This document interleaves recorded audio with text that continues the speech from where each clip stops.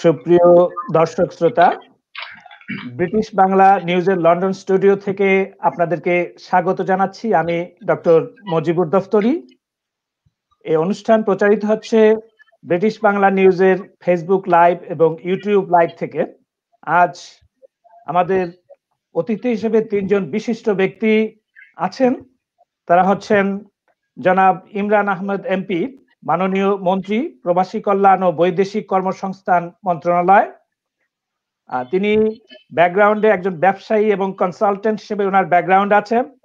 তিনি সিলেট ৪ নির্বাচনী আসন থেকে চারবার নির্বাচিত সাংসদ এবং তিনি ৬ বার, জি ৬ বার, আমি কারেক্ট করছি, ৬ বারের নির্বাচিত সাংসদ, ভেটেরান এমপি, এবং তিনি পররাষ্ট্র মন্ত্রণালয় বিষয়ক সংসদীয় স্ট্যান্ডিং কমিটি যে আছে বাংলাদেশের জাতীয় সংসদে, সেটার তিনি সদস্য। আরো আমাদের সাথে আছেন জনাব বিকাশ চৌধুরী বড়ুয়া। তিনি বাসুক অর্থাৎ ডায়াসপোরা অ্যান্ড ডেভেলপমেন্ট নামে নেদারল্যান্ডস ভিত্তিক একটি সংগঠন আছে, আন্তর্জাতিক সংগঠন, তিনি ওটার চেয়ারম্যান।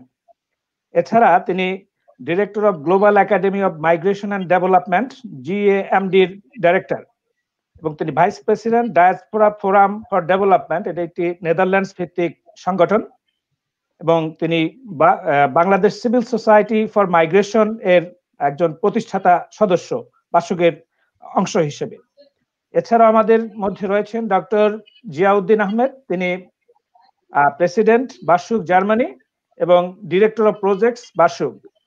তিনি আন্তর্জাতিক আইনের উপর একজন বিশেষজ্ঞ এবং তিনি centre for Bangladesh genocide studies বেলজিয়ামের ডিরেক্টর। তো আমরা মূল প্রশ্নে যাওয়ার আগে আমি ব্রিটিশ বাংলা নিউজের পক্ষ থেকে এখানে আপনাদেরকে প্রবাসী বাংলাদেশী সম্পর্কে কিছু তথ্য দর্শক শ্রোতাদের উদ্দেশ্যে দেব। এর মধ্যে উল্লেখযোগ্য হচ্ছে যে প্রায় ১ কোটি বাংলাদেশী বর্তমানে বিদেশে পৃথিবীর বিভিন্ন প্রান্তে বসবাস করেন ১৬২টি দেশে। তার মধ্যে ২৪ লক্ষ বাংলাদেশী স্থায়ীভাবে বিদেশে বসবাস করছেন অথবা নাগরিক হিসেবে ওখানে আছেন। এর মধ্যে যুক্তরাজ্য, যুক্তরাষ্ট্র, ইটালি, কানাডা, জাপান, অস্ট্রেলিয়া এবং ইউরোপের বিভিন্ন অংশে তারা বসবাস করছেন। যুক্তরাজ্যে বাঙালি আছেন ৯ লক্ষ এবং যুক্তরাষ্ট্রে আছেন ৮ লক্ষ। এসব প্রবাসী বাংলাদেশী যারা আছেন তাদের মধ্যে বেশিরভাগ ব্যবসায়ী, ছাত্রছাত্রী, গবেষক, ডাক্তার, ইঞ্জিনিয়ার এবং বিভিন্ন পেশায় নিযুক্ত ব্যক্তিবর্গ আছেন। এছাড়া মধ্যপ্রাচ্য এবং মালয়েশিয়ায় গেস্ট ওয়ার্কার বা ডে লেবারার হিসেবেও অনেক বাংলাদেশি আছেন। এছাড়া অন্য পেশার লোকজনও আজকাল এসব এলাকায় থাকেন বাংলাদেশি। শুধুমাত্র মধ্যপ্রাচ্যে ২৮ লক্ষ বাংলাদেশি বসবাস করেন, এর প্রায় অর্ধেক সৌদি আরবে বসবাস করেন। সংযুক্ত আরব আমিরাতে আছেন, তারপর কুয়েত, ওমান, কাতার, বাহরাইন এবং দক্ষিণ পূর্ব এশিয়ায় মালয়েশিয়া, সিঙ্গাপুর এবং দক্ষিণ কোরিয়াতে অনেক বাংলাদেশি বসবাস করেন। বাংলাদেশ হচ্ছে বিশ্বের টপ 10 কান্ট্রি, অর্থাৎ প্রথম 10টি দেশ যার প্রবাসী জনসংখ্যা সবচেয়ে বেশি। এক্ষেত্রে বাংলাদেশের অবস্থান হচ্ছে ষষ্ঠ। প্রথম হচ্ছে ভারত, তারপর মেক্সিকো, চীন, রাশিয়া, সিরিয়া এবং বাংলাদেশ এই লিস্টে আছে। বাংলাদেশের, যেটা আগেই উল্লেখ করেছি, যে বাংলাদেশের প্রায় ১ কোটি লোক বিদেশে বসবাস করেন। আর রেমিটেন্স পাঠানোর দিক থেকে প্রবাসী বাংলাদেশিরা বিশ্বে নবম। ১৯১৮ সালে রেমিটেন্স বাংলাদেশে মোট এসেছে $১,৫৫০ কোটি এবং ২০১৯ সালে এসেছে $১,৮৩২ কোটি, যেটা বাংলাদেশের জাতীয় আয়ের একটি অত্যন্ত গুরুত্বপূর্ণ একটি অংশ। বিশ্বব্যাংকের একটি রিপোর্ট অনুযায়ী রেমিটেন্স বাংলাদেশের জিডিপির বার্ষিক যে গ্রোথ রেট, সেটার ৬.৭% কন্ট্রিবিউট করে। এটা আমাদের জাতীয় উন্নয়নের একটি অত্যন্ত গুরুত্বপূর্ণ একটি এরিয়া। আমাদের প্রবাসী ভাই যারা আছেন তারা এক্ষেত্রে অনেক কন্ট্রিবিউট করেন। তো আমার প্রথম প্রশ্ন হচ্ছে মাননীয় মন্ত্রী মহোদয়ের উদ্দেশ্যে, এটি হচ্ছে যে মাননীয় মন্ত্রী মহোদয়, আপনার মন্ত্রণালয়ে প্রবাসী সংক্রান্ত কোন ধরনের ডেটাবেস রয়েছে, কারা তথ্য সংগ্রহ করেন, কিভাবে এই তথ্য সংগ্রহ করা হয়, ও রক্ষণাবেক্ষণ করা হয় এবং কিভাবে তা আপডেট করা হয়? Thank you doctor Mujibur. সবাই যারা আজকে ব্রিটিশ বাংলা নিউজের যারা শুনছেন, দর্শক শ্রোতা সবাইকে আমার আসসালামু আলাইকুম। আপনাদের সাথে এই কথা বলার সুযোগের জন্য আমি ব্রিটিশ বাংলা নিউজকে ধন্যবাদ জানাই। আর স্ট্রেট ওয়ে যেহেতু প্রাথমিক কথাগুলি বলা হয়ে গেছে, আমি স্ট্রেট ওয়ে সাবজেক্টে চলে যাই। প্রবাসী কল্যাণ ও বৈদেশিক কর্মসংস্থান মন্ত্রণালয় অনেক লম্বা নাম, কিন্তু যে প্রশ্নগুলি আমাকে জিজ্ঞেস করা হয়েছে, আমরা ডাটাবেস কত দূর আছে, কত আমরা ব্যবহার করি আর কিভাবে ব্যবহার করি, কিভাবে আপডেট করা হয়, আমি সত্যি কথা এখানে বলবো যে আমাদের ডাটাবেস আউটগোয়িং প্রবাসী কর্মীদের জন্য অনেক আগে থেকে আমরা শুরু করেছি, এবং যারা যারা দেশে বাইরে যায় তারা কিন্তু অন্তর্ভুক্ত হয়ে বা রেজিস্টার্ড হয়ে তারপরে ওনারা বাইরে যায়।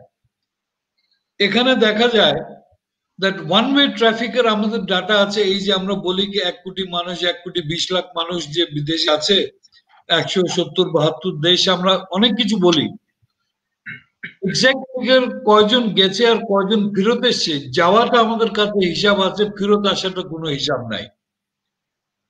এটা শুধু রিসেন্টলি আমাদের মন্ত্রণালয় এটা উদ্যোগ নিয়েছে, যারা যারা ফেরত আসছে, এখন দেখলাম এই কোভিড এর কারণে হোক, এই মহামারীর কারণে, আর এর সাথে যেটা হলো ইকোনমিক ডাউনটার্ন যেটা হয়েছে বিভিন্ন দেশে, আমাদের যারা কাজ করে যে দেশে, মধ্যপ্রাচ্য বলেন বলেন ইত্যাদি, এই ডাউনটার্নের কারণে যখন মানুষ ফেরত আসছে, ওনারা কিন্তু অনেকে বিপদে পড়ে আসছে। দেশেও বিপদে আছেন, যারা ওখানে রয়ে গেছেন ওরাও বিপদে আছে, ফ্লাইট গুলো বন্ধ হয়ে গেছে, ওরা আসতে পারছে না, যারা ফ্যামিলি যাদের এখানে আছে ওদের কাছে টাকাও পাঠাতে পারছে না। একেবারে বলতে গেলে যতই ভোগ আছে এটা কিন্তু আমাদের প্রবাসীদের উপর পড়েছে, যার জন্য মন্ত্রণালয় বিভিন্ন পদক্ষেপ নিয়েছি। অন্য পদক্ষেপ আমি পরে কথা বলবো, বা ডেটাবেসের ব্যাপারে বলবো। রিটার্নিং মাইগ্রেন্টস এর জন্য আমরা কিন্তু ডেটাবেস ইতিমধ্যে স্টার্ট করেছি। আর উদ্দেশ্য হইল যারা যারা ফেরত আসবে, অনেকে ফেরত যাবে না, অনেকে এখানে থেকে যাবে, তাদেরকে আমরা কিভাবে হেল্প করতে পারি, কিভাবে ওদের সহযোগিতা করতে পারি টু রিইন্টিগ্রেট দেম ইন সোসাইটি, এখানে বাংলাদেশ সোসাইটিতে। আর যারা যারা বিদেশ আবার ফেরত যাবে, ওদেরকে আমরা কি সাপোর্ট দিতে পারি যাতে ওনারা গিয়ে আরো ভালো অবস্থায় থাকে। তো আমি জানি না, কিন্তু আমি এক্সপানশন এখনই যাব না, আর একটু পরে করব। বাট মূলত আমরা ডেটাবেসে we have been very lax বলতে গেলে, unfortunately, and it is only recently যে আমরা ডেটাবেসে এখন স্ট্রেংথেন করে we have got support, we have improved our যে সার্ভার যেটা আছে, আমরা এর মধ্যে প্রত্যেকটা ইউনিয়ন পর্যায়ে আমরা চলে যাব, যাতে ওখান থেকে ডেটাবেসের আমরা রেজিস্ট্রেশন যে একেবারে গ্রাউন্ড লেভেল থেকে আমরা করতে পারি। তো এটাই আমার মনে আপাতত এখানে থাকবে, তার পরবর্তীতে I will add on more as the time. ধন্যবাদ মন্ত্রী, ধন্যবাদ মন্ত্রী মহোদয়। হ্যালো ভাই, মনির ভাই, হ্যালো। ধন্যবাদ মন্ত্রী মহোদয়। আপনি উল্লেখ করেছেন রিটার্নি মাইগ্রেন্টদের কথা, যে তাদেরকেও আপনারা ওই রেজিস্টারের আওতায় আনছেন। তো আপনারা কিভাবে রিটার্নি মাইগ্রেন্টদেরকে রেজিস্টারের আওতায় আনছেন? তাদেরকে এয়ারপোর্ট থেকে কোনো কিছু রেজিস্টার করছেন, নাকি ওয়েবসাইটের মাধ্যমে অনলাইনে এই কাজগুলো করছেন? এবং এক্ষেত্রে চ্যালেঞ্জ গুলো কি কি রেজিস্টার করা রিটার্নি মাইগ্রেন্টদের? চ্যালেঞ্জের অভাব নাই, আমি আপনাদেরকে এটা বলতে পারি। আর এই চ্যালেঞ্জের সম্মুখীন হয়ে কিন্তু আমরা বর্তমানে কাজ করছি। একটা কথা যেটা মনে রাখতে হবে, দ্যাট এয়ারপোর্টে যারা ফেরত আসে, ওদের কিন্তু একটা আমরা কাউন্ট রাখি, এই কাউন্টকে আমরা আবার চেঞ্জ করে দিয়েছি, that it should B A data based count, এবং কে কোথায় আসছে, কিসের জন্য আসছে, কোথায় যাবে, we are trying to keep all the details. But যেহেতু আমাদের সেট আপটা এখনো কমপ্লিট হয় নাই, full details more or less we are basing on your যাকে বলে that online database এর অনলাইন রেজিস্ট্রেশনের উপরে। এবং আমি আশা করছি that as time goes on, এই 2-4 মাস লাগবে, সবাই যখন used to হয়ে যাবে, the database inshallah will not be a problem. এখানে বড় জিনিস যেটা মনে রাখতে হবে, এই কোভিড আর প্যান্ডামিকের কারণে এই যে ঢল যেটা আবার রিটার্নি মাইগ্রেন্ট যারা আছে, এটা কিন্তু কোন সময় তো মাইগ্রেন্ট তো আসছে, যেছে ওরা যায় আয়, এটা কোনো প্রবলেম না। But this excess load that has come on, we were frankly not prepared for this. আর এই প্রিপারেশন করতে একটু সময় লেগেছে, যার জন্য আমি বললাম যে দ্যাট আমরা এখন we are prepared and we are in the process of integrating all the people who are returning and getting them registered. জি, ধন্যবাদ মন্ত্রী মহাশয়। তো আমি একই প্রশ্ন বাসুকের চেয়ারম্যান নেদারল্যান্ডসের বিকাশ দাকে আমি প্রশ্নটা করব যে ডেটাবেস সম্পর্কে সিভিল সোসাইটি হিসেবে, ইন্টারন্যাশনাল অর্গানাইজেশন হিসেবে আপনাদের অবজারভেশন কি? ধন্যবাদ ডক্টর মুজিবুর দফতরি, এবং আমি প্রথমেই ধন্যবাদ জানাচ্ছি ব্রিটিশ বাংলা টিভি চ্যানেলকে, নিউজ চ্যানেলকে আজকের এই সুযোগটা করে দেওয়ার জন্য। পাশাপাশি মাননীয় মন্ত্রী মহোদয়কে জানাচ্ছি আমাদের ধন্যবাদ এবং কৃতজ্ঞতা, উনি সময় করে এসছেন। I hope that it will be a very rich discussion today. তো আপনার প্রশ্নে যাওয়ার আগে আমি একটু বাসুক সম্পর্কে দর্শকদের উদ্দেশ্যে বলতে চাই। সেটি হচ্ছে যে বাসুক ইজ বেসিক্যালি মূলত একটি আন্তর্জাতিক ডায়াসপোরা সংগঠন। আমরা we are based in Netherlands, we started in 2005। এরপরে আমরা নেদারল্যান্ড ছাড়াও আমরা বাংলাদেশ এবং জার্মানিতে আমাদের registered Basug registered in both countries. তো এছাড়াও আমাদের ইন ইউকে, ফিনল্যান্ড এবং সুইজারল্যান্ডে আমাদের অ্যাক্টিভ চ্যাপ্টার আছে। আজকের এই যে আলোচনায় আমরা আছি, এখানে তিনজনই কিন্তু আমরা মাননীয় মন্ত্রী ছাড়া বাসুকের সাথে সম্পৃক্ত। মুজিবুর দপ্তরি, ডক্টর মুজিবুর দপ্তরি বাসুক ফিনল্যান্ডের country coordinator, doctor Ahmed Ziauddin Germany বাসুকের president as well as adviser. তো আমাদের বাসুকের we have special consultative status with economic and social council of the United Nations. এবং বাংলাদেশের বাইরে বাসুক শ্রীলঙ্কা এবং নেপালে কিন্তু আমরা অ্যাক্টিভ, এবং at the same time globally we are very active in the sense that আপনারা হয়তো জানেন অনেকে যে একটি প্ল্যাটফর্ম আছে নন বাইন্ডিং, যেটা global forum on migration and development, GFMD যেটা সংক্ষেপে বলা হয়। বাসুক এর একজন সক্রিয় সদস্য, এবং এর যে সিভিল সোসাইটি কম্পোনেন্ট যেটা আছে, এটার একটি ইন্টারন্যাশনাল স্টিয়ারিং কমিটি আছে উইথ 33 মেম্বার্স, এবং Basug is one of the 33 members of that international steering committee, which is responsible for organizing these civil society programs. তো আমরা এর বাইরে আমরা আমাদের ডক্টর মুজিব সাহেব বলেছেন অলরেডি যে আরেকটি আন্তর্জাতিক সংগঠন আছে যেটা global academy on migration and development, যার আমরা সক্রিয় সদস্য এবং এক পরিচালক। তো এর বিদেশে যদিও আমাদের অবস্থান একই অবস্থান, কিন্তু দেশেও বাংলাদেশে একটি ফোরাম আছে, Bangladesh civil society on migration, সংক্ষেপে BCSM। এটির আমরা ফাউন্ডিং মেম্বার, এবং আমরা সাম্প্রতিক সময়ে বিশেষ করে কোভিড সময়ে আমরা ইভেন আমাদের মাননীয় মন্ত্রী যিনি আছেন ওনার সাথে আমাদের অনেকবার ইন্টারাকশন হয়েছেন, এবং আমরা we really highly appreciated that উনি prompt action নিয়েছেন এবং ত্বরিত পদক্ষেপ নিয়েছেন, রেসপন্ড করেছেন, যা সাধারণত আমরা দেখি না। তো আর শেষ কথাটা বাসুক সম্পর্কে বলছি, সেটা হচ্ছে যে বাসুক আমরা ক্লেম করতে পারি যে Basug is the only diaspora organization যারা 2006-এ রেমিটেন্স নিয়ে কাজ শুরু করেছিল in Europe, at the same time Bangladesh. তো এই হচ্ছে মোটামুটি এবং আপনার প্রশ্নে আমি আসছি ডাটাবেস নিয়ে। আসলে এই ডাটাবেস নিয়ে আমরা বিশেষ করে মাননীয় মন্ত্রী যেটা বলছেন যে আউটগোয়িংটা হয়েছে, যারা রিটার্ন আসছে, রিটার্ন নিতে তার সাম্প্রতিক সময়ে শুরু হয়েছে। আমি জাস্ট গতকাল আমি সেই লিস্ট আমি পেয়েছি ঢাকা থেকে, আমাদের সাংবাদিক বন্ধু থেকে।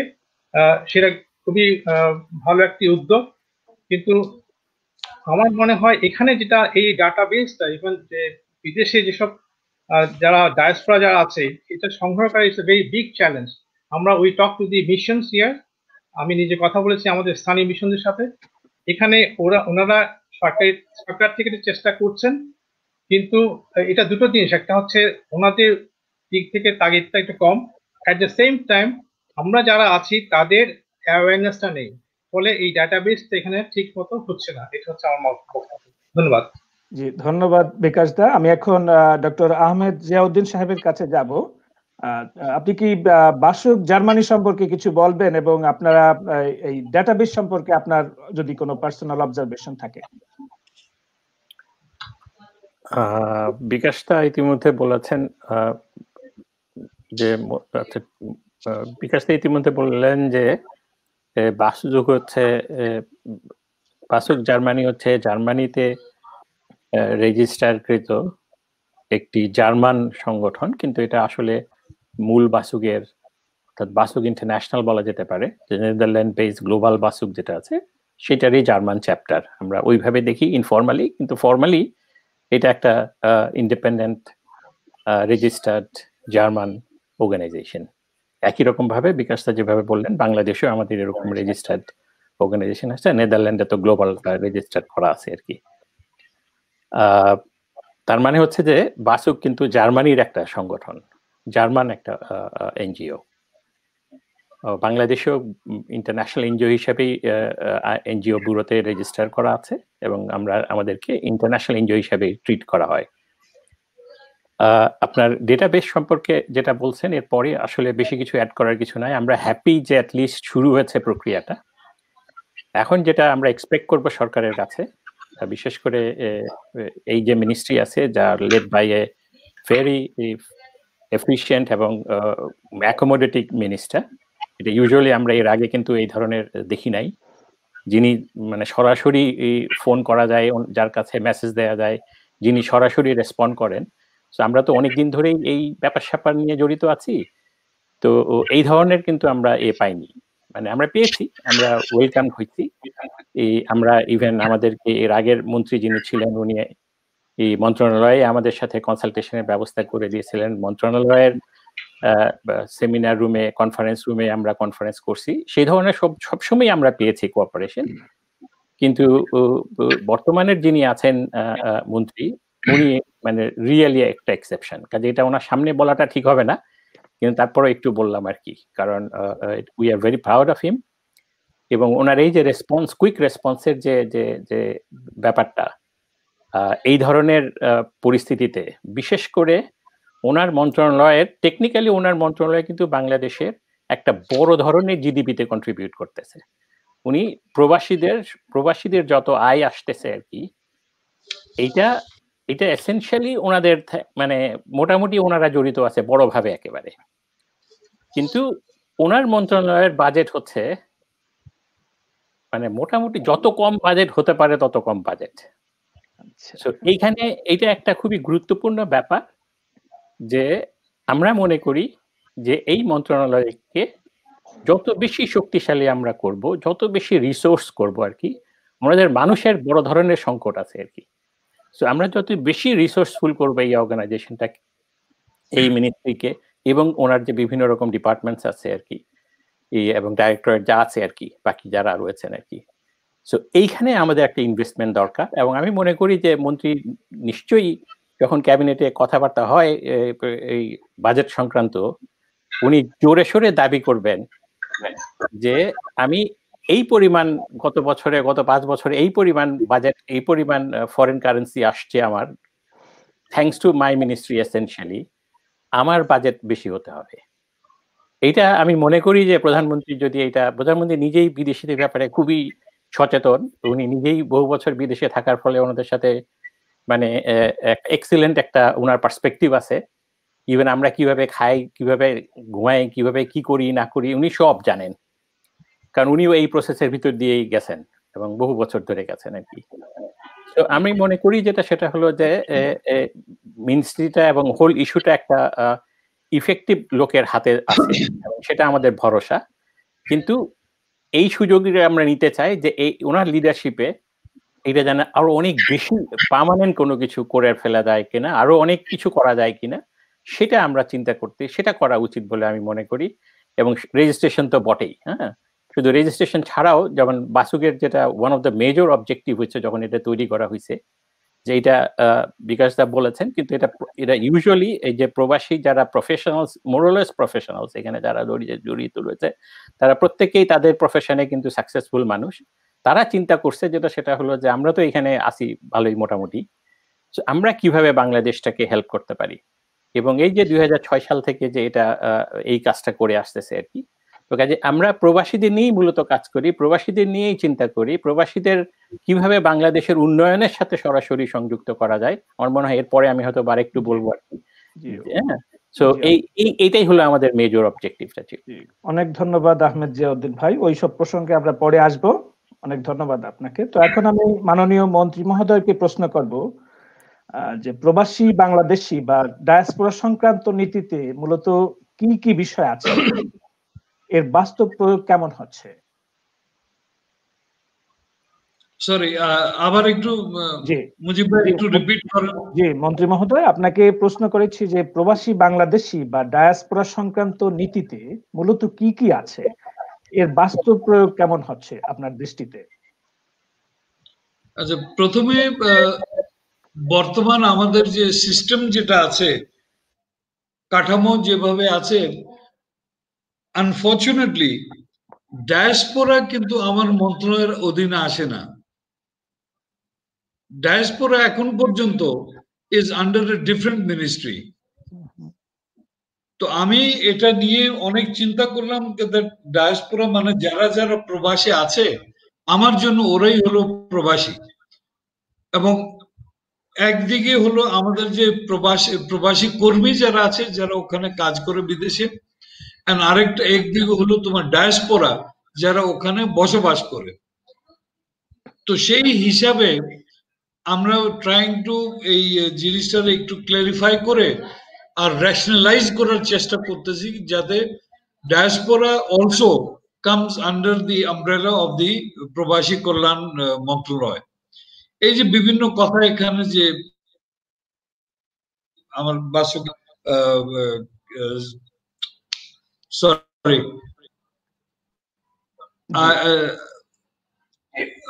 না, I miss out the name. Bikash Chaudhary. I'm sorry. I mean that the প্রবাসীদের the diaspora problem আমি এখানে কিন্তু একটু ডিফারেন্সিয়েট করতে হচ্ছে, because that is how it is আমাদের দেশে কাঠামোতে বা রুলস অফ বিজনেস এর মধ্যে ওইভাবেই আছে। At the moment, diaspora is looked after for all practical purposes by the External Resources Division. আর কর্মী যারা আছে, প্রবাসী কর্মী যারা আছে, ওটা কিন্তু আমাদের মন্ত্রণালয়ের অধীনে। তো আই এম ট্রাইং টু এটার যত তাড়াতাড়ি হয়, আর এটা কিন্তু আপনাদের ওপিনিয়ন বিভিন্ন জায়গায় আপনারা যদি মনে করেন it should be in one place, all প্রবাসী should be in one place, তো এটা আপনাদের ওপিনিয়ন, আপনাদের make it be felt in by your way. আপনাদের যে বিভিন্ন ওয়ে আছে, যেখানে যেখানে খবর দেওয়ার দরকার আছে আপনি দেন, then it becomes easier for me to work on this thing. এখানে কথা হলো যে প্রবাসী কর্মী, আমি যে ডিফারেন্সিয়েশন করলাম, কারণ আছে that আমি হ্যান্ডেল করছি কর্মীদের ব্যাপারটা, এবং ওদের কল্যাণে যা কিছু আমাদের করার দরকার আছে, এটা কিন্তু আমাদের নীতিমালা অনেক কিছু আছে। I have to look after their well-being, I have to look after their interests, ওরা বিদেশে থাকুক ইয়া দেশে থাকুক, I have to look after ওদের ফ্যামিলির যে সুবিধা অসুবিধা যেটা আছে, ওটা আমাদের দেখার কথা।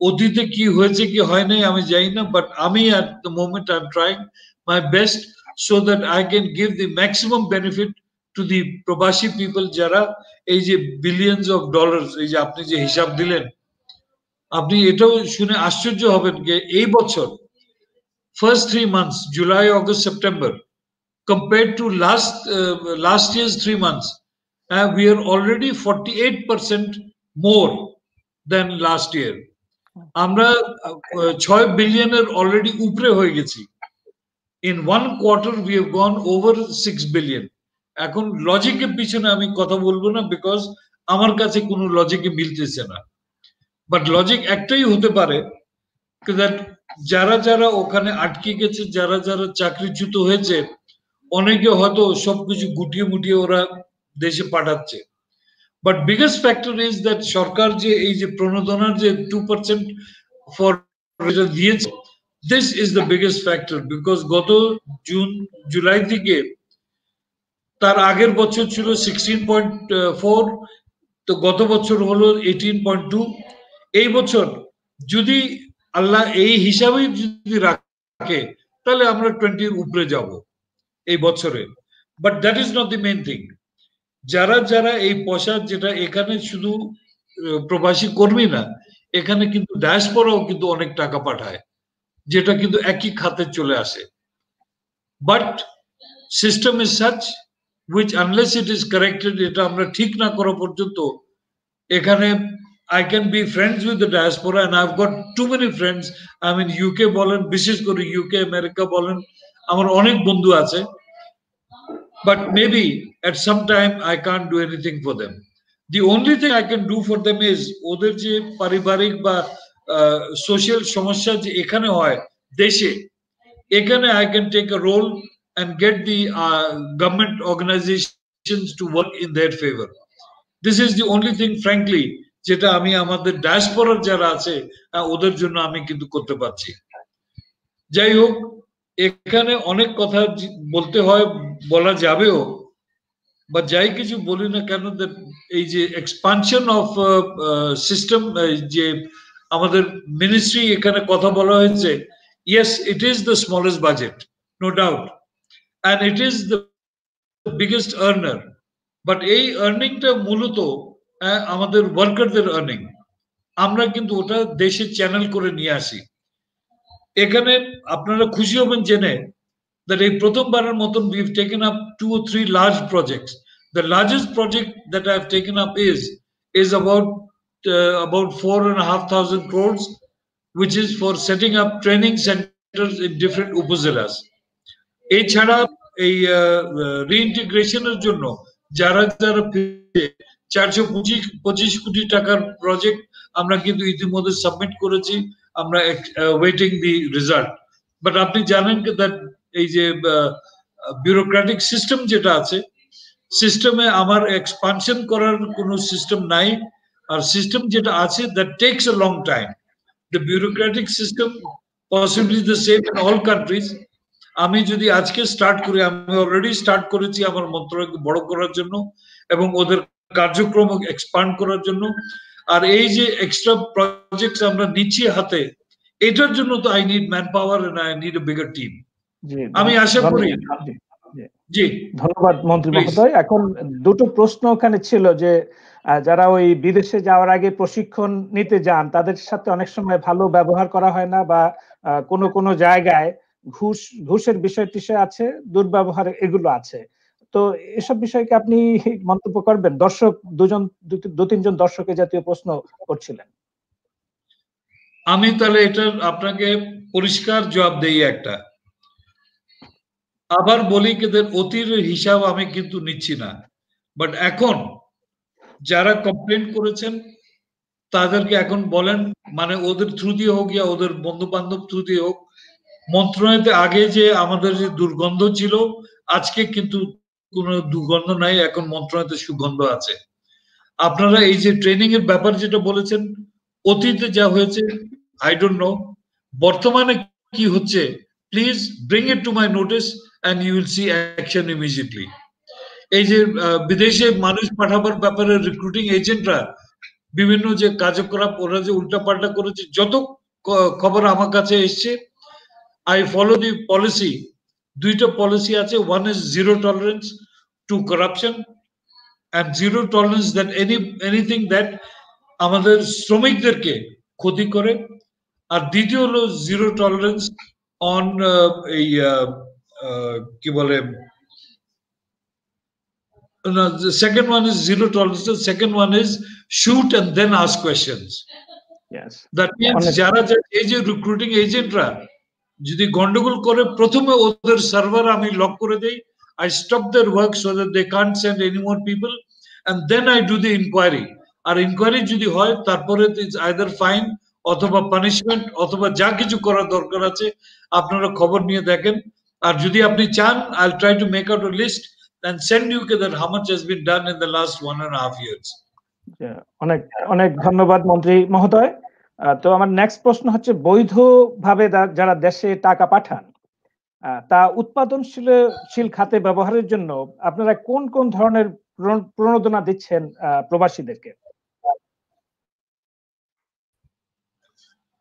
টু স্টার্ট উইথ, আপনি যে প্রণোদনার কথা বললেন, স্টার্টিং এ কিন্তু আমরা যে 2% দেই, আপনি কিন্তু ওটাই হিসাব করেন। গত বছর আমরা প্রায় 4,000 কোটি টাকা এই প্রণোদনাতেই দিয়েছি। এটা কিন্তু গেছে সব আমাদের যারা রেমিটেন্স পাঠিয়েছে। তো that is one big incentive that we've given. Of course এই ইনসেন্টিভের কারণে কিন্তু অনেক রেমিটেন্সটা দেশে বেড়েছে। অন্যদিকে যে আমাদের যে প্রবাসী কল্যাণ ব্যাংক যেটা আছে, এটা কিন্তু ব্যাংক হয়েছে প্রায় 10 বছর আগে। ওই যাকে বলে মরিবান্ড অবস্থায় ছিল, মানে ছিল আমার ব্যাংক নামকে বাঁচতে ছিল। এই প্রথমবারের মতন আমরা ওটাকে কার্যকরী করেছি। আমরা আমাদের প্রবাসী ওয়েলফেয়ার বোর্ড থেকে, ওখান থেকে আমরা 200 কোটি টাকা দিয়ে আমরা স্টার্ট করলাম, যাতে কোভিড যারা এফেক্টেড হয়েছে কোভিড এর কারণে, তাদেরকে যে স্মল লোন দিয়ে ওদের ফ্যামিলিরা এখানে চলতে পারে। এবং আরেকটা 500 কোটি টাকা প্রধানমন্ত্রী দিয়েছেন। এটা হলো আরো বড় প্রোগ্রামে যারা লোন নিতে চায় ওদেরকে আমরা হেল্প করতে চাই। লোন ইউজ করার ব্যাপারে এটাও আমরা ঠিক করেছি যে সমাজ কল্যাণ অধিদপ্তর যেটা আছে, যুব উন্নয়ন অধিদপ্তর যেটা আছে, আর আমাদের যে টিটিসি যেগুলি আছে, সেখানে আমরা কিন্তু ট্রেনিং এর ব্যবস্থা করব, সো দ্যাট ওনারা যদি হাঁস মুরগিও করেন ওটা ট্রেনিং নিয়ে করে, আর উনি যদি একটা কি বলে পাওয়ার টিলারও যদি চালান, ওনারা যে ট্রেনিং নিয়ে করতে পারে, এই ব্যবস্থা আমাদের ইমিডিয়েটলি অলরেডি চালু আছে। অনেক ধন্যবাদ মন্ত্রী মহোদয়। এখন দাদা বিকাশ দা, আপনি কি এ বিষয়ে কিছু যোগ করবেন? মন্ত্রী মহোদয় যেসব বিষয়ে কথা বললেন, শোনা যাচ্ছে না। আপনার মাইকটা আনমিউট করে নেন প্লিজ। মাইকটা আনমিউট করেন প্লিজ। হ্যাঁ, ঠিক আছে। ধন্যবাদ মাননীয় মন্ত্রী, অনেক তথ্য দিলেন যা আমি একটু কনফিউজ যে ডাটা, যে ডায়াসপোরা যে আন্ডার যে ওভারসিজ ওয়েলফেয়ার মিনিস্ট্রিতে পড়ে না, প্রবাসী কল্যাণ মন্ত্রণালয়ে পড়ে না, এটা আমি কনফিউজ ছিলাম। এবং এর পেছনে যুক্তিটা কি, এটা আমার ঠিক বোধগম্য নয়, এক কথা। আর দ্বিতীয় কথা হচ্ছে যে আমি আরেকটা বিষয়ে মাননীয় মন্ত্রীর দৃষ্টি আকর্ষণ করতে যাচ্ছি।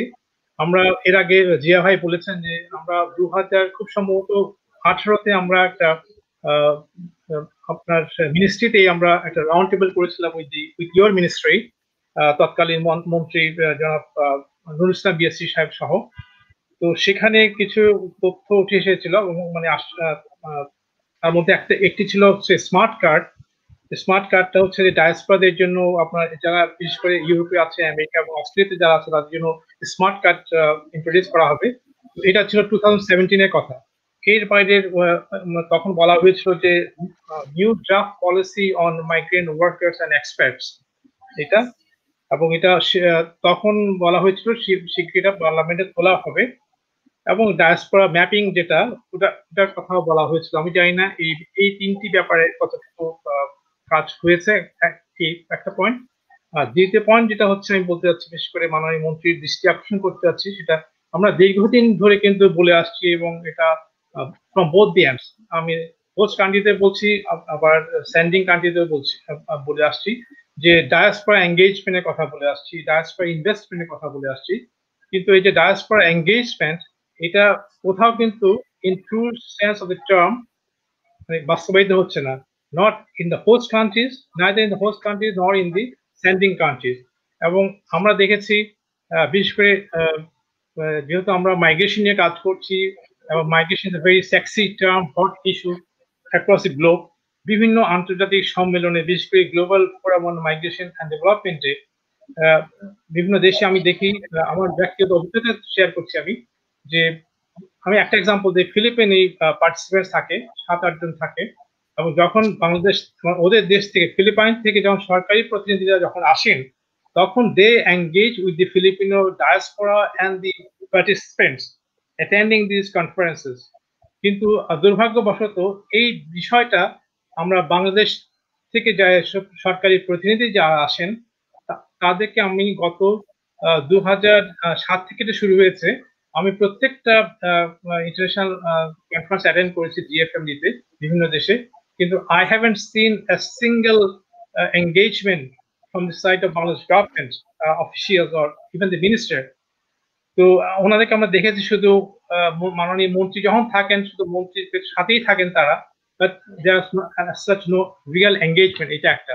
আরেকটা হচ্ছে যে আমরা যে ডায়াসপোরা ইনভেস্টমেন্টের কথা বলছি, আমার মনে হয় এই ডায়াসপোরা ইনভেস্টমেন্টের প্রচুর সুযোগ সুবিধা আছে এবং অনেক ইনভেস্টমেন্ট ইতিমধ্যে হয়েছে, বাট এরপরেও কিছু আমার মনে হয় কিছু যাকে বলে কি বলবে এনকারেজ প্রণোদনা অথবা উৎসাহিত করার জন্য, অ্যাট্রাক্ট করার জন্য আর কিছু সহজ পদ্ধতি নেওয়া যায় কিনা এই ব্যাপারে আপনার মতামত আমি শুনতে চাচ্ছিলাম আর কি। তো ধন্যবাদ। Thank you. আমি প্রথমে একটা প্রথম রিমার্কটা এটাই করি, 2018 কি হয়েছে, আমি এসেছি কিন্তু 2019 জানুয়ারি মাসে, 2000 জানুয়ারি মাস থেকে এখন হয়ে গেছে 2020 অক্টোবর মাস, প্রায় শেষ হয়ে যাচ্ছে। এর মধ্যে আমার কিন্তু খুব কম ডায়াসপোরার সাথে ইন্টারঅ্যাকশন হয়েছে অন অফিসিয়াল লেভেল। তো আমি শুধু আপনাদেরকে এক কথা বলবো that I am the most যাকে বলে কি that hungry for help and hungry for advice. আমি এই প্রথমবারের মতন সব যেখানে এনজিওস যারা ইনভলভ আছে মাইগ্রেশন সেক্টরে তাদেরকে নিয়ে আমি কিন্তু মিটিং করেছি। আমি ওদেরকে আমার লুপে রেখেছি, আমি যা কিছু করি আমি ওদেরকে খবর দেই। আমার email is open to them and they send in response. এটা আমি এমন ভাবে করছি যাতে মিডিয়া, এনজিওস যারা ইনভলভ সবাইকে। এখন বাসুকের ব্যাপারে to be very honest, nobody from Basuk possibly has met me, or যদি মিটও করে থাকে তাহলে হয়তো একবার এসে that is the end of the meet. এখন ইন্টারঅ্যাকশন কন্টিনিউয়াস না হলে কথাগুলি কিন্তু মনে থাকে না। এটা this is one factor we must remember. হ্যাঁ, জাস্ট হাই হ্যালো করতে থাকলেও তাহলে মাথার ভিতরে থেকে যাবে। আর I am open to any ideas. আমি আমার যে চিন্তা করি মন্ত্রণালয়তে, আমি এই জিনিসটা আবার এনজিওসদের কাছে আমি পাঠিয়ে দেখবে তোমাদের এর সাথে অ্যাড করো, so that we can get a better decision or come to a better solution to whatever we take. এখানে সবচেয়ে বড় কথা হচ্ছে diaspora is something, I agree with you, আপনার সাথে 100% এগ্রি করি that diaspora should be under this ministry. যার জন্য আমি প্রথমেই বললাম আপনাকে দ্যাট আমরা উদ্যোগ নিচ্ছি দ্যাট ডায়াসপোরাকে এখানে নিয়ে আসতে। আর এই যে দুইটি কথা বলা হলো, আপনার ওই যে ড্রাফট পলিসির কথা বলা হয়েছে and smart card for diaspora, frankly I'm not aware of it. You see, আমি এই যে আমার আসার পরে I have not been made aware of it, but আপনি যখন বলেছেন, আপনি you send me your contact emails and inshallah আমি কালকে তো পারবো না, because কালকে I have a very important, possibly the first time it is happening, I'm having a international meeting, working meeting with the Malaysian Human Resource Minister regarding our people in Malaysia. এটা যাতে আমরা একটা solution বা করতে পারি, এটা আমরা কালকে করব। আমি সারাদিন ওটা নিয়ে ব্যস্ত থাকবো। বাট আপনি ইন দ্য মিন টাইম আপনার এইসব কোয়েশ্চেন্স গুলি, সাজেশন গুলি এবং আপনার চাহিদাগুলি আপনি please send it on my email and I will respond to it. This I can assure you. Thank you. ধন্যবাদ মন্ত্রী মহাশয়। একজন দর্শক জানতে চেয়েছেন যে প্রবাসী কল্যাণ মন্ত্রণালয়ের ব্যাংকের সুদের হারের বিষয়ে তিনি জানতে চেয়েছেন, যে ব্যাংকটা যে আছে। না ব্যাংক শুনেন, ব্যাংক হলো এই যে 200 কোটি টাকা যারা কোভিড এর যারা আক্রান্ত হয়ে মারা গেছেন ওই ফ্যামিলিগুলি, আর যারা ওই কারণেই ফেরত এসে ওদের সুদের হার কিন্তু আমরা ঠিক করেছি 4%, 4%, বুঝছেন না? আর বাকি যেটা আছে যারা এখানে ব্যবসা করতে চায় ওদের জন্য ওটা নর্মাল যেটা বাংলাদেশ ব্যাংকের সেট করা আছে ওটা আমরা ওই 9%-এই আছি। ধন্যবাদ। আমার নেক্সট প্রশ্ন হচ্ছে মাননীয় মন্ত্রীকে, যে প্রবাসী বাংলাদেশি যারা রেমিটেন্স যোদ্ধা নামে পরিচিত, তারা মধ্যপ্রাচ্য সহ পৃথিবীর বিভিন্ন দেশে হেনস্থার শিকার হন, যেমন কন্ট্রাক্ট অনুযায়ী না চলা, তারপর বেতন না দেয়া, পাসপোর্ট আটকে রাখা, তারপর আইনি জটিলতার শিকার হন তারা। এসব অবস্থায় সরকার কিভাবে প্রবাসীদেরকে সহায়তা করে থাকেন, বিশেষ করে আপনার মন্ত্রণালয়? প্রথমত এক কথা বলি আপনাকে, যে কোনো লাঞ্ছনা বঞ্চনা যাই কিছু হোক না কেন, যদি আমার কাছে তথ্য না আসে আমি কিন্তু কিছু করতে পারবো না, ফার্স্ট থিং। তো অনেক সময় যেটা হয় মানুষে বলে, অনেকে বলে কি শুনেছি এই কথা, ডেফিনেটলি কেউ ইনভলভ না, এই ধরনের সিচুয়েশন তো আমার কিছু করার নাই। অন্যদিকে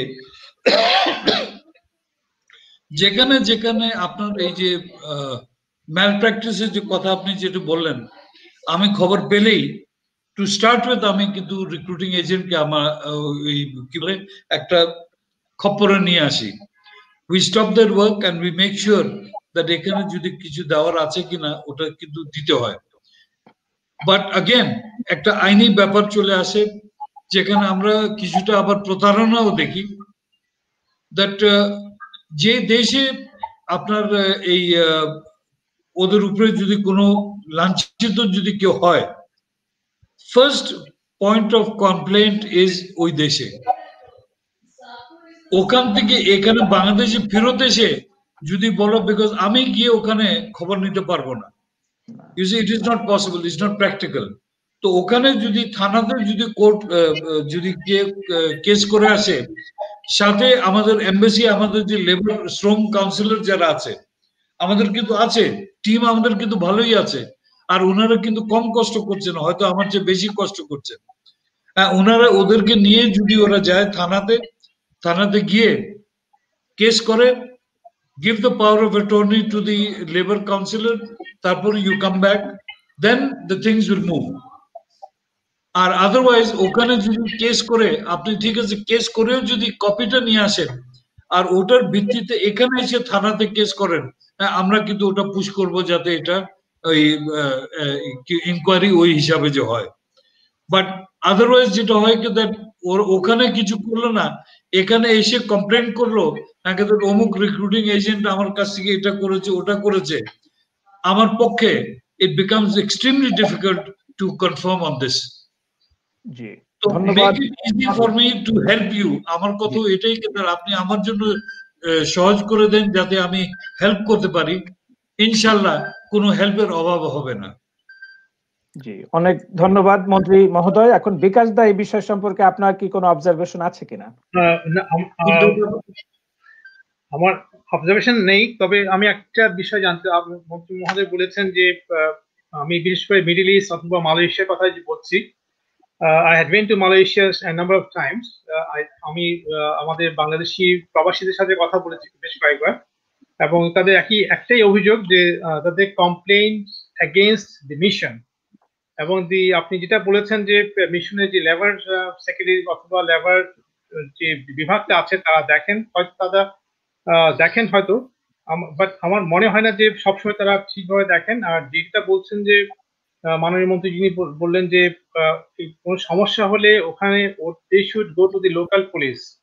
একটা কথা হচ্ছে যে দে আর নট অ্যাওয়্যার কোথায় যারা যাবে, কোথায় তারা নক করবে, তারা ওই ধরনের ক্যাপাবল না, বেশিরভাগই অশিক্ষিত লোক, এবং সেই ক্ষেত্রে মিশন থেকে তাদের হয়তো সাহায্য করার কথা, কিন্তু আমরা দেখেছি, সত্য মিথ্যা আমি কিছু বলছি না, ভিডিওতে দেখেছি when these people approached embassy in Malaysia, তখন তারা they were physically assaulted। এবং মালয়েশিয়ার যে সম্প্রতি যে ছেলেটা যে কোভিড এর সময় যে একটা ডকুমেন্টারি করলো এবং সেটা আল জাজিরাতে প্রকাশ হওয়ার পরে তাকে যে গ্রেফতার করলো, সেই ব্যাপারে কিন্তু unfortunately our mission there did very little।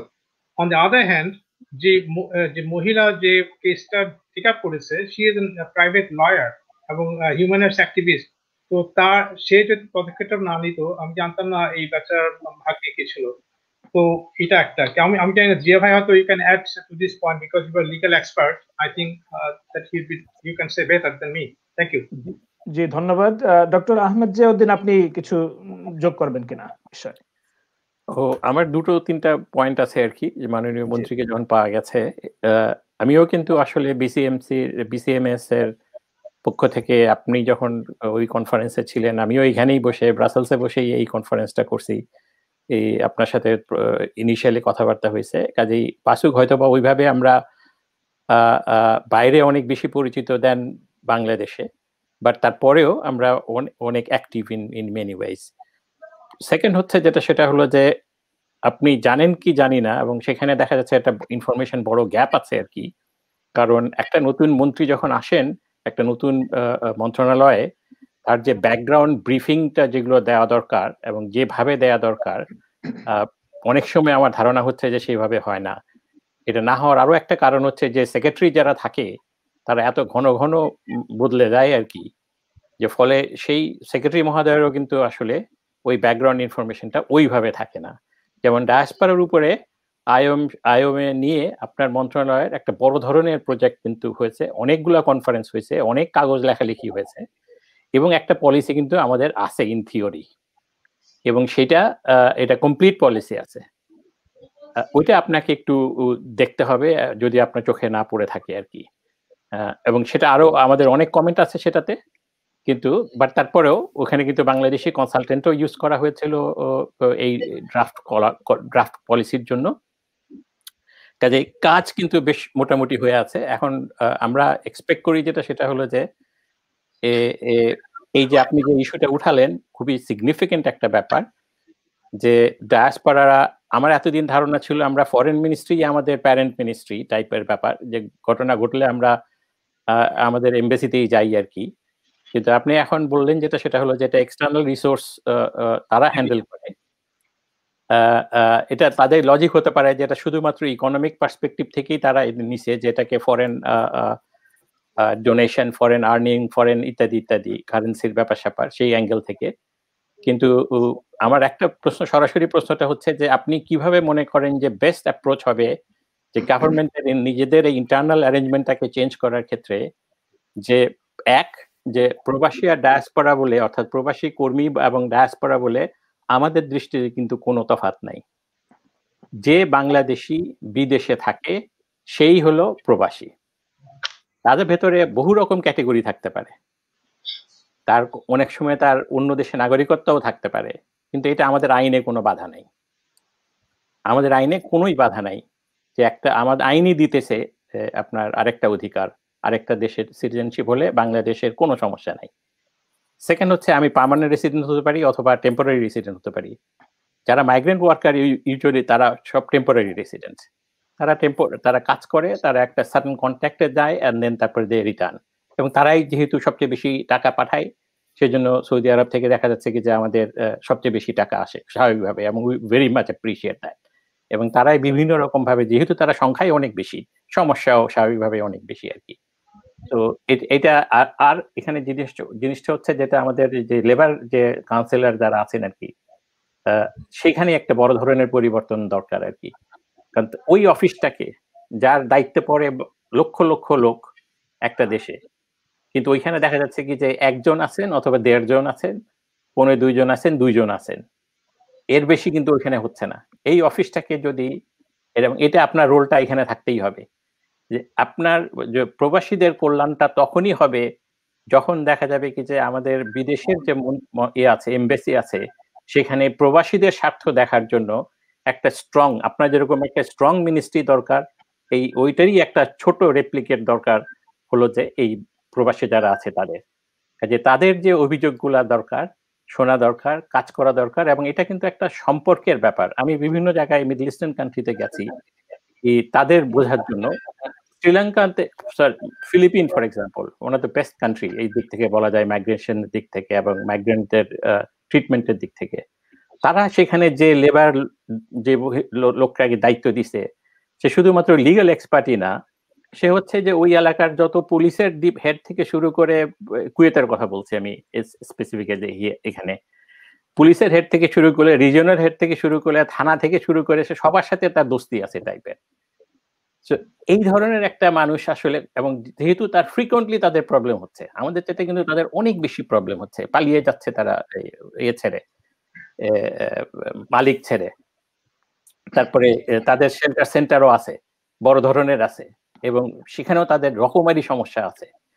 এবং ঘন ঘন পুলিশই তো প্রবলেম করে আর কি, মানে পুলিশই তো মানুষ ধরে প্রথমে, হয় মালিকরা অভিযোগ করে, অথবা তারা নিজে গিয়ে পুলিশের কাছে হেল্প চায়, অথবা তারা রাস্তায় ঘোরাঘুরি করার কারণে ধরা খায় আর কি। এই যে এমবাসির যে প্রোঅ্যাক্টিভ রোল আর কি, এবং সেটা সম্ভব হয়েছে কারণ তার একটা এক্সিলেন্ট অফিস আছে ফিলিপিন এমবাসির, মানে শুধুমাত্র একটা দেশের কথা আমি উদাহরণ দিচ্ছি, যে কুয়েতে, যে তার যে অফিসটা আছে খুব স্ট্রং একটা অফিস আছে, এবং সেই ভদ্রলোক নিজেও খুব অ্যাক্টিভ। সো আমাদেরও এই একই রকম করতে হবে, বিকজ আমরাও কিন্তু আসলে এই সেক্টরটা আমাদেরকে, বাংলাদেশকে বহু বছর ধরে কিন্তু বহু টাকা দিতে থাকবে, এবং এটা আমাদের এমপ্লয়মেন্টকে যেরকম করতেছে, আমাদের ফরেন কারেন্সি আনতেছে, আমাদের আমরা শুধুমাত্র কারেন্সি দেখতেছি দেয়ার আর আদার বেনিফিটস, যে ধরনের মানে আইডিয়ার যে মাইগ্রেশন, আইডিয়ার যে রেমিটেন্স আর কি, মানে ইন্টেলেকচুয়াল রেমিটেন্স, তারা যেসব ধারণা নিয়ে এসে বাংলাদেশে, এটা মন্ত্রী খুব ভালোই জানেন আর কি, যে ঢাকা শহরে যত ইন্টারেস্টিং আউটলেট আছে আর কি, সেটা খাবারই হোক আর নন ফুডও হোক, তার পেছনে দেখবেন যে যারা পেছনে আছে তারা কেউ না কেউ, মানে প্রত্যেকেই অলমোস্ট, যে বিদেশে বেশ কিছু বছর কাটিয়ে এসে সেখান থেকে আইডিয়া নিয়ে এসে এইখানে এত ক্রিয়েটিভ ওয়েতে কাজ করতেছে। তো তারা আমরা কিন্তু মানে আইডিয়া নিয়ে আসতেছি, এইটার কিন্তু কোনো টাকার টার্মসে আপনি করতে পারবেন না, যে রেমিটেন্সটাকে যদি, আইডিয়াটাকে আমি যদি মানে প্রোডাক্ট হিসেবে ধরি এবং ভ্যালু হিসেবে ধরি আর কি। সো কাজেই আপনার মানে সোজা কথা হলো যে এখন আপনি কিভাবে চান যে আমরা কিভাবে আপনার মন্ত্রণালয়ের এই যে সমস্যাটা, এইটা মানে প্রবাসী মানেই প্রবাসী, এবং সবাই হলো একটা মন্ত্রণালয়ের সাথে যাদের লিড মিনিস্ট্রি থাকবে, যার সাথে লিঙ্ক থাকবে, এটা কিভাবে লিঙ্ক হবে না হবে সেটা হলো আপনাকে মানে চিন্তা করতে হবে। এবং সেখানে ডায়াসপোরা অর্গানাইজেশন হিসাবে আমরা কিন্তু এটা আপনি যখনই বললেন তখন থেকেই আমার মাথার মধ্যে হচ্ছে যে আমরা কিন্তু এখন এটাকে একটা ক্যাম্পেইন ইস্যু হিসাবে পিক করবো। বাসুক ডেফিনেটলি যেখানে সুযোগ পাই আমরা অন্তত একটা কাজ করি, সেটা হলো যে বলে দেই, কথা বলে দেই, and then তার ইম্প্যাক্ট কি হয় সেটা পরে দেখা যাবে। আমরা এটাকে কিন্তু অফিসিয়ালি পিক করব, এবং আমরা আমাদের অন্যান্য অর্গানাইজেশন যারা আছে তাদেরকেও বলবো যে এই ব্যাপারে কাজ করতে, এবং আপনি আমাদেরকে সাজেস্ট করেন যদি পারেন যে এই ইনিশিয়েটিভটা আপনার, এটা কিভাবে কে নিবে আর কি, এবং কিভাবে এটা হবে, আমরা আপনার সাথে আছি এই ক্ষেত্রে। জি, অনেক ধন্যবাদ জিয়াউদ্দিন ভাই। মন্ত্রী মহোদয় কি এই বিষয়ে সংক্ষেপে কিছু বলবেন? হ্যাঁ, একটু বলে দেই, বলার তো উচিত, বুঝছেন না, বিকজ আপনারা যা কিছু বলছেন এটা তো মোরলেস মিউজিক টু মাই ইয়ার্স, বুঝছেন, আমি তো এই লাইনেই চিন্তা করি। তো দুই তিনটে কথা এখানে যেটা এসছে, ওই ফিলিপিন্স এর কথা বলা হয়েছে, আমি একটা অনুরোধ করবো, কিন্তু যেহেতু আপনারা এই লাইনে আছেন, আপনাদের অনেক কন্ট্যাক্ট আছে, আমাকে আর কিছু না হইলে if you send me the links, মানে ওনারা কিভাবে ম্যানেজ করে বা কি করে, এটা যদি আমাকে লিঙ্ক দেন, আমি ওয়েব পেজে গিয়ে আমার লোকজনের দিয়ে I will start my basic যাকে বলে তথ্য নেওয়া, বুঝছেন না। রিগার্ডিং এই যে আইএমএ এর প্রজেক্ট একটা বলা হয়েছে, কিন্তু পলিসি, ডায়াসপোরা পলিসি নিয়ে একটা কয়েকদিন আগে হয়েছে বা কয়েক বছর আগে হয়েছে, please give me bit more concrete information, so that আমি গিয়ে আমার উদ্যোগে আমি কিন্তু এটার খবর নেব। এখানে যেটা বলা হয়েছে কি, আপনার এই কি বলে, আমার যে ইমেল যেটা আছে, ওই কমপ্লেন্টের কথা যেটা বলেছে, আপনাদেরকে যারা কমপ্লেন্ট করে if they have the correct complaints, আর ওরা যদি এই যে মালয়েশিয়াতে মিশনের ব্যাপারে যে কমপ্লেন্ট অনেকগুলি আছে, ওরা কিন্তু ইমেল আমাকে করতে পারে। They can send me the complaints to me. আমি কিন্তু I'll look into the matter and try to sort it out. আমি আর যদি খবরও করি তাও কিন্তু দেখবেন কি অনেক প্রবলেম তো সলভ হয়ে যাবে। আমি যদি ফোন করে বলি কি এই খবর আমার কাছে এসছে, হ্যাঁ, অটোমেটিক্যালি ওই মিশনস গুলিতে এই কাজটা একটু ঠিক হয়ে যাবে। সবচেয়ে বড় কথা হলো কি আমার লিমিটেশন হলো আমার ম্যান পাওয়ার। এখানে যে ফিলিপিন্স যে আপনি যে কথা বললেন, ফিলিপিন্সে তো ওখানে যে অ্যাম্বাসেডর যদি ওইরকম থাকে, আমাদের 16 কোটি মানুষের ফরেন মিনিস্ট্রিতে কয়জন আছে? অ্যাম্বাসেডর হিসাবে হয়তো 100-150 এইরকম মানুষ আছে। আমাদেরকে তো এটা নিয়েই চলতে হবে। সবাই যে খারাপ এটা আমি বিশ্বাস করব না, আর অনেক ভালো আমি এটা বিশ্বাস করব। আমি কিন্তু সেই হিসাবে চলি। জি, আপনার মাইকটা আনমিউট করেন মন্ত্রী মহোদয়, মিউট হয়ে গেছে মাইকটা। জি, ঠিক আছে। এই যে টাচ স্ক্রিন যেগুলি আছে এখানে সমস্যা এটা। যাই হোক, আমি as I said প্রথমেই বলতে চেয়েছিলাম that I am looking for help, বুঝছেন না? I don't have all the brains, আমার কিন্তু খুব কম বুদ্ধি আছে, আর আমার মিনিস্ট্রিতে সব মিলিয়েও কিন্তু আমাদের সব বুদ্ধি নাই, যার জন্য আমি যত যে এনজিও যেগুলি আছে বাইরে থেকে যত আমি সম্পৃক্ত করার চেষ্টা করতেছি, সো দ্যাট আমরা কিন্তু ভালো বুদ্ধি বানাতে বাইর করে নিয়ে আসতে পারি। আপনাদেরকেও একই রিকোয়েস্ট করব আমি, দ্যাট আজকে আমরা কথা বললাম, কথা ঠিক আছে, কথার জোগাড় ঠিক আছে, বাট কিছুটা লিখিত আসলে, লিঙ্কস আসলে আমি কি করব কি করব না, আমার সাথে ইন্টারাকশন হলে I think we can ultimately, হয়তো ইমিডিয়েটলি না হলেও, বাট ওই বল রোলিং আমরা স্টার্ট করে দিতে পারি। জি, ধন্যবাদ। জি, ধন্যবাদ মন্ত্রী মহোদয়। আমার নেক্সট প্রশ্ন হচ্ছে আপনার কাছে, যে প্রবাসে একজন বাংলাদেশি মারা গেলে সরকার লাশ দেশে আনা সহ পরিবারকে কোন ধরনের সহায়তা করে থাকেন? মূলত এখানে আবার ওই যে ওয়ার্কার আর নন ওয়ার্কারের একটা ব্যাপার চলে আসে, বুঝছেন না? তো প্রবাসী কর্মী যারা আছে ওনারা তো যখন এই স্মার্ট কার্ড নেয়, ওনারা কিন্তু কল্যাণ ট্রাস্টের ওরা কিন্তু একটা মেম্বার হয়ে যায়। মেম্বার হওয়ার কারণে ওরা যখন দেশে ফিরে আসে, মানে বডি যখন আসে, তো প্রথমে তো দাফন কাফনের জন্য 35,000 টাকা এয়ারপোর্টেই দিয়ে দেওয়া হয়, আর পরবর্তীতে যাচাই বাছাই করে ওদের পরিবার যাদের যাদের ডিউ আছে ওদেরকে 3 লাখ টাকা দেওয়া হয়। এটা কিন্তু স্ট্রেট ওয়ে। বাট ইদানিং আমি এটা সিদ্ধান্ত নিয়েছি এই করোনার কারণে, দ্যাট যে কেউ মারা গেলে আমাদের যারা ওখানে আনডকুমেন্টেড যারা আছে, ওরাও যদি মারা যায় আর ওরা যদি দেশে আসে, আমরা চেষ্টা করব ওদেরকে ওই 3 লাখ টাকা দিয়ে দিতে, যাতে ওনারা তো এই দেশের নাগরিক। আমরা এই ব্যবস্থা করেছি। এটা হলো মরার ব্যাপারে। জি জি, অনেক ধন্যবাদ মন্ত্রী মহোদয়। আপনারা কি এই বিষয়ে কোনো কথা বলবেন, বিকাশ দা এবং জিয়াউদ্দিন ভাই?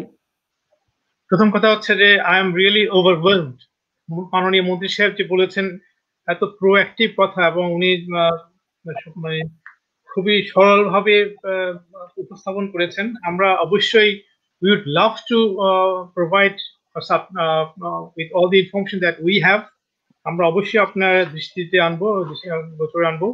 এবং আমার মনে হয় আমাদের সময় খুব বেশি নেই, এই জন্য আমি একটা লাইন বলে শেষ করছি। সেটা হচ্ছে যে আমরা সবাই জানি যে গোল্ডেন গুস, যে সোনার, আমাদেরকে বলা হয় সূর্য সন্তান, সোনালী সন্তান ইত্যাদি। তো আমরা যারা রেমিটেন্স পাঠায়, প্রবাসীরা, মাইগ্রেন্ট যারা, ডায়াসপোরা যারা, তো সেটা হচ্ছে যে সাধারণত সরকারের গভর্নমেন্ট বলছে ঠিকই যে সূর্য সন্তান অথবা গোল্ডেন গুস মানে সোনালী, কিন্তু তাদের দৃষ্টিটা, আমি বলবো যে এটা উদাহরণটা এই ধরনের, যে গোল্ডেন গুসের কাহিনী, যে যেটা স্বর্ণ ডিম পারফুল। তো তো দৃষ্টিটা এখন শুধু অনেক ক্ষেত্রে দেখা যায় যে শুধু স্বর্ণ ডিমের দিকে, যে পাচ্ছে তার দিকে না। তো আমরা আশা করব মাননীয় মন্ত্রীর নেতৃত্বে এবং এই দৃষ্টিভঙ্গির পরিবর্তন হবে এবং অনেক সমস্যার সমাধান হবে।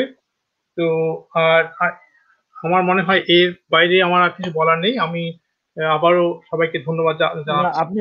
আমরা এটা কন্টিনিউ করব, আরো কিছুক্ষণ কন্টিনিউ করব। তো জিয়াউদ্দিন ভাই কি কিছু বলবেন এ বিষয়ে, মন্ত্রী যে বিষয়ে কথা বলেছেন? মোটামুটি এগুলো তো আমরা জানি, আমরা কিন্তু ওনাকে অনেক ক্লোজলি ফলো করি, এটা উনি জানে না, কিন্তু আমরা কিন্তু ওনাকে খুব ক্লোজলি ফলো করি। এবং আমি আপনাদেরকেও আগেও বলেছি যে we are very lucky to have him as a minister. কিন্তু কিছু প্র্যাকটিক্যাল কথাবার্তা আমার মনে হচ্ছে যে এটা আমাদের হয়তো বা বাসুকের সাথে, অথবা মানে এটা একটা সুযোগ যে বাসুকের সাথে এটা প্রথম খোলামেলা কথাবার্তা। আমি মনে করি যে এই ধরনের একটা ডায়ালগ বা এনগেজমেন্ট আমাদের রাখতে হবে, এবং আমি জানি যে এটা মন্ত্রী এটা হয়তো ওয়েলকামই করবেন আর কি। আপনি যেগুলো বললেন ডায়াসপোরা সংক্রান্ত সেই পলিসি গুলা এবং আপনাকে ডকুমেন্টেশন গুলো আমরা আমাদের কাছে যেটা আছে সবই আমরা আপনাকে প্রোভাইড করব। কিন্তু আমার একটা যেটা প্রশ্ন ছিল যে এই যে সব প্রবাসীদেরকে এই মন্ত্রণালয়ের অধীনে আনার জন্য সেই প্রক্রিয়াটা আসলে আপনার চিন্তাতে কিভাবে শুরু করা যায়, মানে এটা কে শুরু করবে, এটা কিভাবে শুরু করবে, এবং আদার দেন এটা সম্পর্কে ক্যাম্পেইন করা ছাড়া আরো সরাসরি কিভাবে কাজ করা যায়, ক্লোজলি কাজ করা যায় আপনার সাথে এবং আপনার মন্ত্রণালয়ের সাথে, অথবা এটা কিভাবে হতে পারে, আপনার চিন্তাটা আসলে আমার একটু জানা দরকার। আমরা তখন সেভাবে আমাদের স্ট্র্যাটেজিটা প্ল্যান করতে পারি আর কি।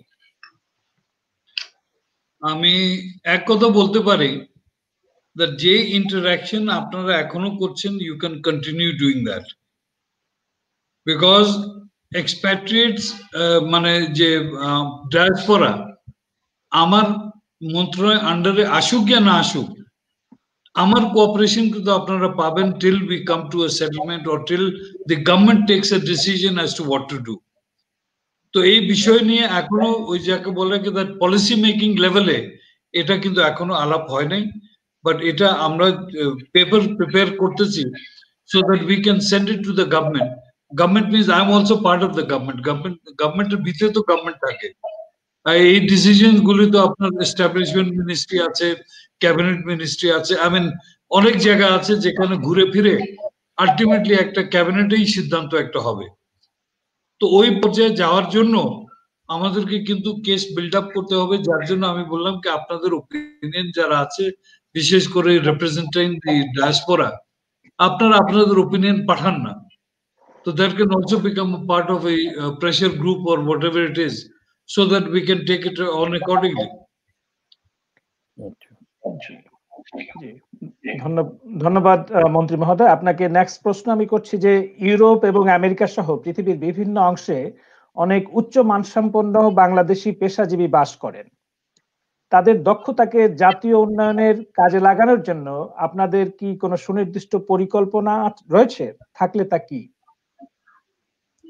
প্রথম কথা তো হলো কে যারা আছেন ওনারা কিন্তু ওদের শ্রম বা মেধা দেশের জন্য দিতে চান কিনা এটা তো আগে জানতে হবে। তো এটা তো আপনি বললেন একটা কথা, বা যারা করবেন ওনারা যদি করে, ওনারা তো ডাইরেক্টলি প্রাইম মিনিস্টারকে লিখতে পারে that we want to do something for the country. But এইরকম রেসপন্স না আসলে, আমি জানি তো অনেকজন আছে, অনেক জ্ঞানী ব্যক্তি আছেন বিদেশে। তো এখন আমি যে আপনাদের সাথে যে এটা যে ডিসকাস করছি, আমিও তো কিন্তু আপনাদের কাছ থেকে আপনাদের ইন্টেলেক্ট থেকে অনেক কিছু আমার হজম করে নিচ্ছি, which I will probably use in the coming days. তো প্রথম হলো that there has to be a চিন্তা ভাবনাকে আমরা করব, এটা ওটা আসুক, তারপরে next step will take it on from there. Okay, এখন বিকাশ দা কি যোগ করতে চান কিছু? ধন্যবাদ মন্ত্রী মহোদয়। আপনার প্রশ্নের পরিপ্রেক্ষিতে এবং মাননীয় মন্ত্রী মহোদয়ের উত্তরের পরিপ্রেক্ষিতে বলতে চাচ্ছি, এই ধরনের একটা আমি প্রজেক্ট অথবা আইডিয়া কিন্তু এখনো কার্যকর রয়েছে। সেটি হচ্ছে যে জার্মান যে উন্নয়ন সংস্থা আছে জিআইসেট, ওরা বিভিন্ন উন্নয়নশীল দেশে এটা করছে।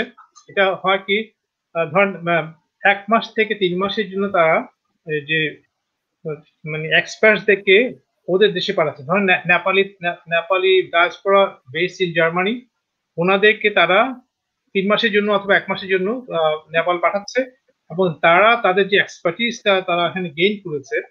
ধরেন একজন solar energy expert in Germany, he returns back to Nepal for 3 months project or 1 month project, and then সে তার যে আর্ন যে এক্সপার্টিস সেটা সে তার লোকাল এরিয়াতে, লোকাল এলাকাতে সেটা কার্যকর করছে। এই ধরনের একটা উৎসাহিত করা হয় আর কি।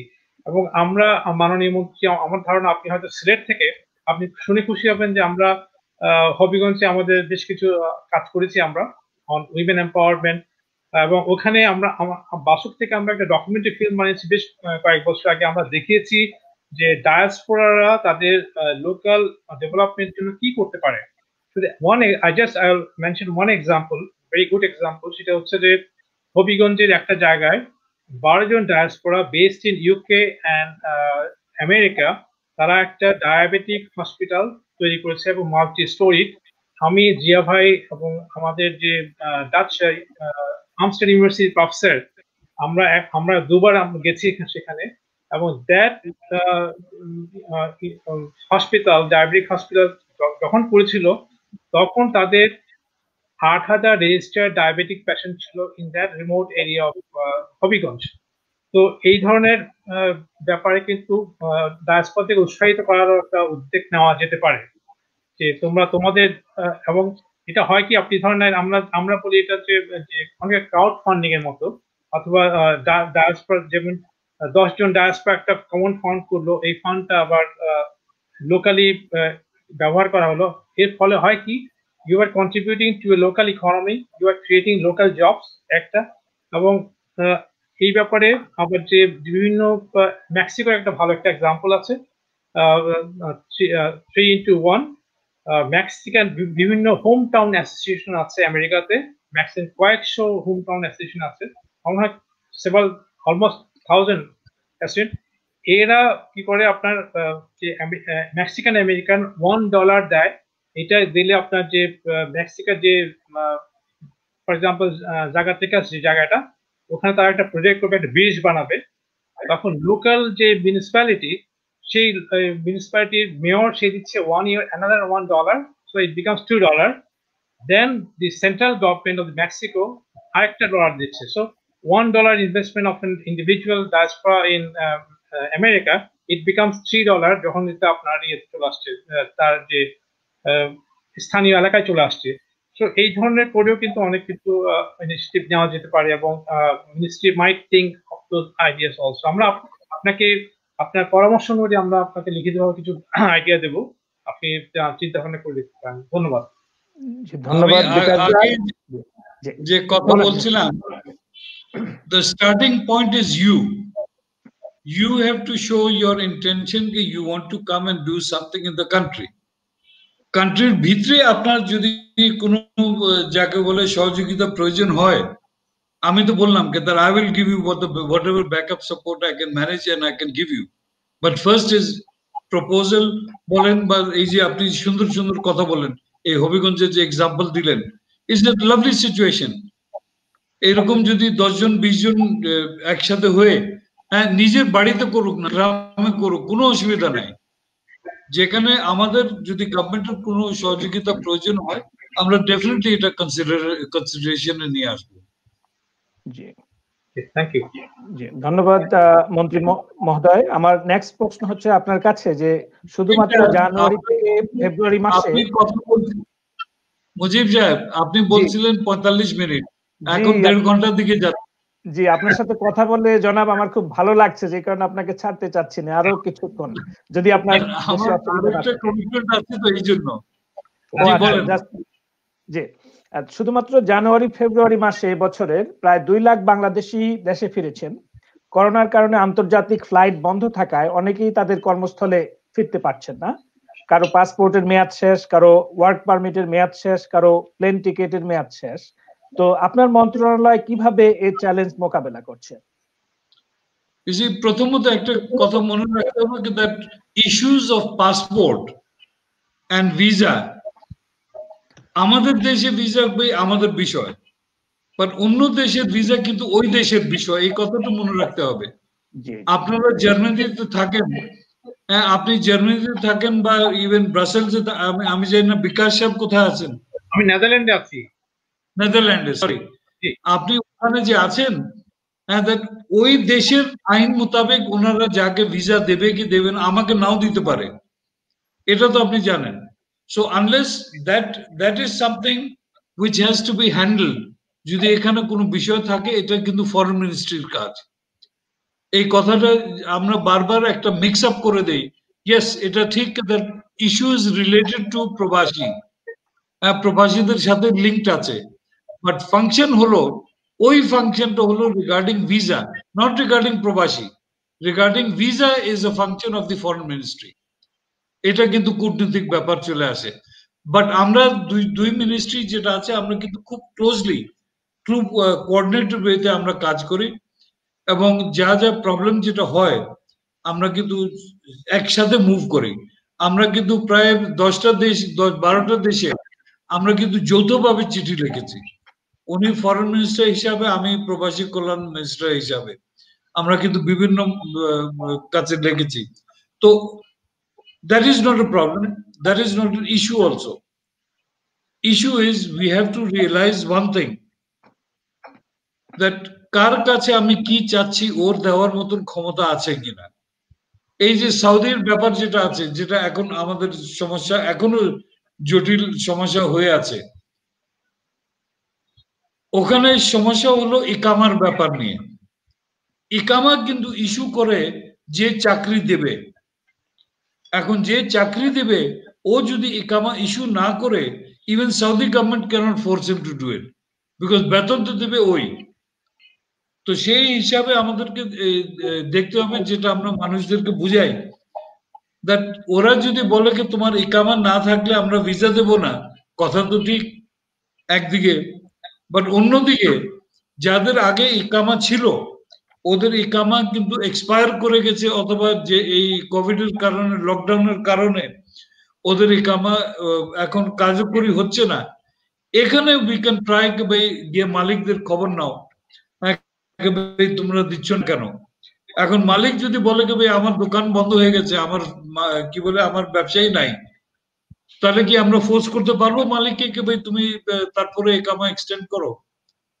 So there are issues within issues, এই জিনিসটা কিন্তু আমাদেরকে মনে রাখতে হবে। And we have to be fair, that আমি আমার স্বার্থ দেখব, কিন্তু আমি অন্যর ক্ষতি করে আমার স্বার্থ আমি কিন্তু দেখব না, বিকজ ওর স্বার্থ ও নিজেই বুঝবে, আমার কাছে বুঝবে না।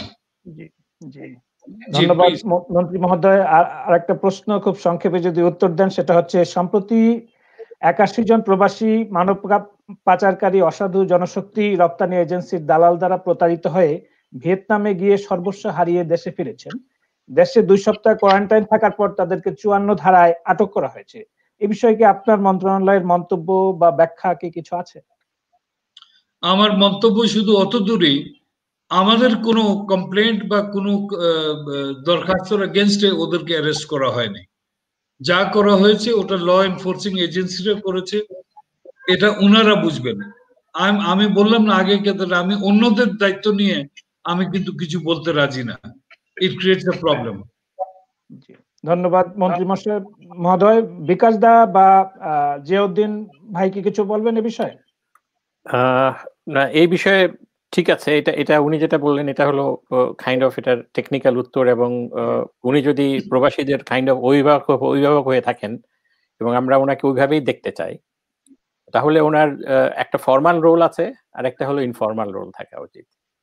আমি মনে করি পারফর্ম করছি জিয়াউদ্দিন ভাই, সেটা আমি জানি, সেটা আমি জানি, আমি বেশ কিছু ক্ষেত্রে আমি অ্যাওয়্যার অফ ইট, এবং সেক্ষেত্রে আমি মনে করি যে ওনার মন্ত্রণালয়, এগেইন ব্যাক টু রিসোর্স, ওনার মন্ত্রণালয়ে আসলেই কিছু ডেডিকেটেড অফিসার থাকা দরকার, যারা এই ধরনের সিচুয়েশনে তারা এনগেজ হতে পারে, তারা ফর্মালি অর ইনফর্মালি এনগেজ হতে পারে, যে বিশেষ করে যখন তাদেরকে আটকে রাখা হচ্ছে আর কি।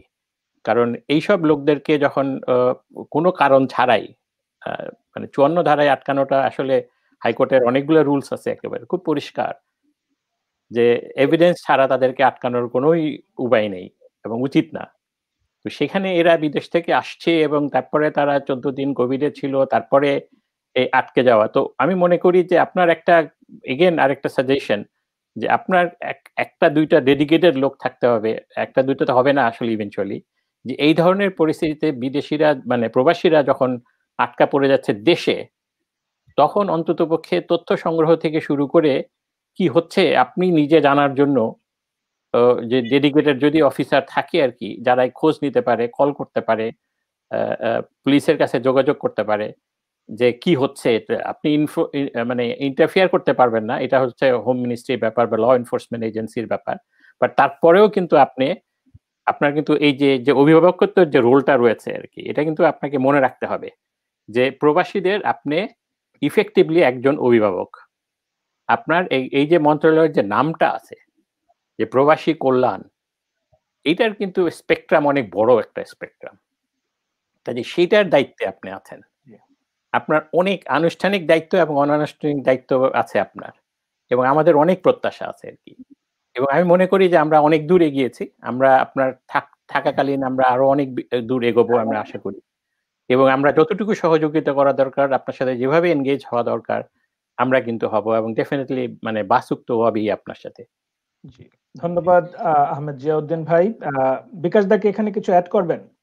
না, অ্যাড করার কিছু নেই। আমি শুধু এটুকু বলবো যে আমরা রিয়েলি আশান্বিত, এবং জিয়া ভাই কয়েকবারই বলেছেন যে মাননীয় মন্ত্রীর যে খুবই প্রোঅ্যাক্টিভ একজন মন্ত্রী, এবং আমরা আশা করছি যে আগামী দিনগুলিতে আমাদের যে মিউচুয়াল কোঅপারেশনটা থাকবে, এবং আমরা খুবই শীঘ্রই আমরা আসলে অপেক্ষা করছি এই কোভিড সিচুয়েশনটার জন্য।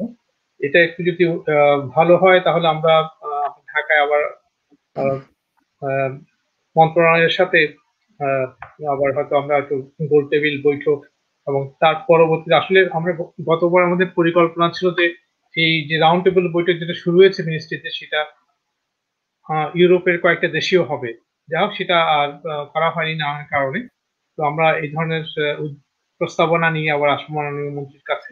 তো ওনাকে অশেষ অশেষ ধন্যবাদ জানাচ্ছি বাসুদের পক্ষ থেকে, এবং মুজিব ভাই আপনাকেও এবং ধন্যবাদ। বিকাশ দা, আমার সর্বশেষ প্রশ্ন মন্ত্রী মহোদয়ের কাছে, সেটা হচ্ছে বিদেশে বাঙালি সংস্কৃতি তুলে ধরার মাধ্যমে প্রবাসীদের মধ্যে উগ্রবাদ, ধর্মীয় উগ্রবাদ দমন করা সম্ভব।